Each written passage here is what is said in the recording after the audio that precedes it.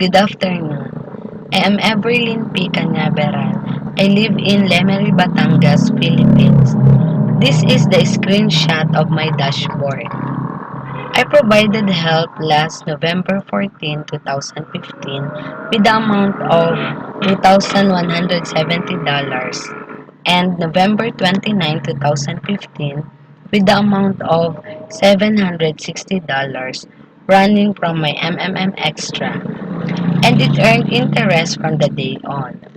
I accumulated the interest of $896 from my $2,170 provided help and $268.53 interest for my $760 provided help.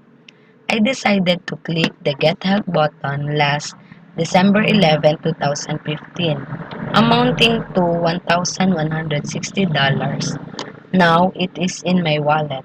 Thank you, MMM. I am happy to be a part of it.